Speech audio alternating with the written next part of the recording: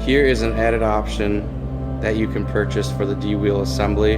This is an automated stop. This video will be instructions on how to maintain this automated stop. Right here is a conveyance card that drives the whole unit. If this card goes bad, we will show you how to snap a new one in. Line those 2 pins up on top. Take a flathead screwdriver, pop it in. As you can see, it's tight in.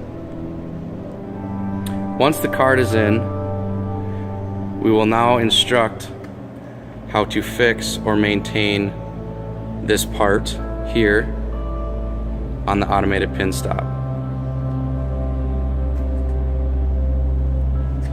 This is the coupler and the lead screw that are in this component.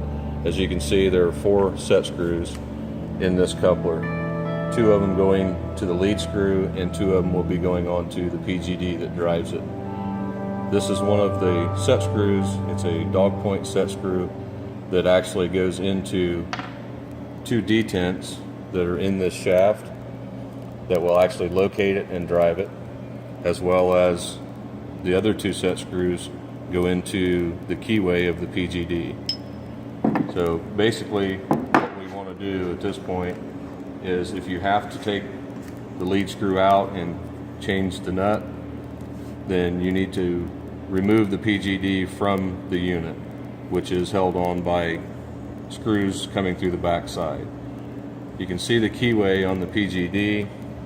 The set screws in the shaft have been tightened and in position, and what we'll now do is engage the PGD into the coupler, and you want to ensure that the coupler meets the shaft, that both shafts are touching inside, and then you lightly tighten the set screws to contact the key in the PGD,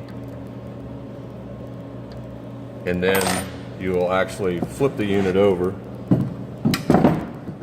and you can see that there are bolt holes in the PGD that line up with the holes in the base. And you want to start your screws, get those all in, make sure that all 4 are in before you tighten any of them. And we know that the PGD and the shaft are together in the center, so once these are in, then we are okay to tighten all 4 screws, snug them securely.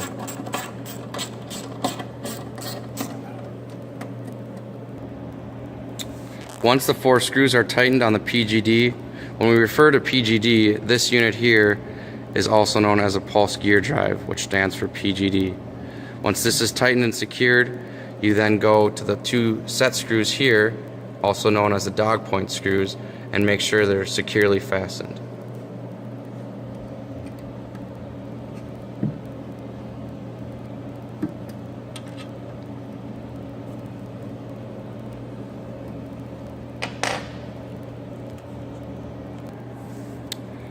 Now that these are tightened, snugged, we will now put our dust cover on. What this dust cover is it protects this from dust and debris from premature wear. And all it does is slide right over until it's snug. Now that we have our dust cover on, we can now show you how the proc sensor goes on. Keep in mind, when we were maintaining this unit, we had no power run to the card. It was all underpowered. Now we are ready to install the sensor. The sensor goes in this green clamp, and we will now show you how that's installed. Basically, you just want to slide your sensor into the clamp and get yourself about a 1/8 inch to 1/16 gap and slightly snug the screws to where you can still move it and see to your light. Once you have that in, then we can add the power to the card just for the purposes of seeing the proc switch light and know that it is installed properly at the right distance.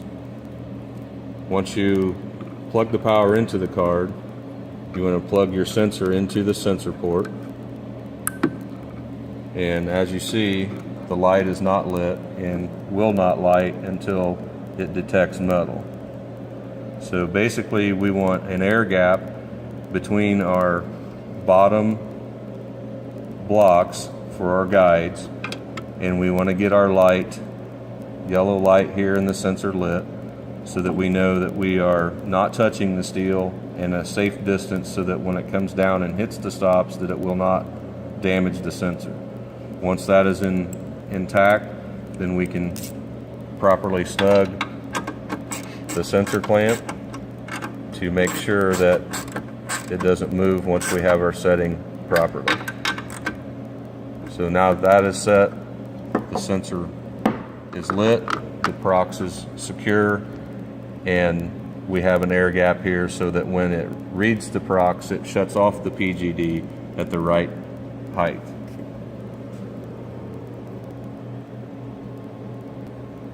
Today we have shown you how to properly maintain our automated pin stop for the D-wheel assembly.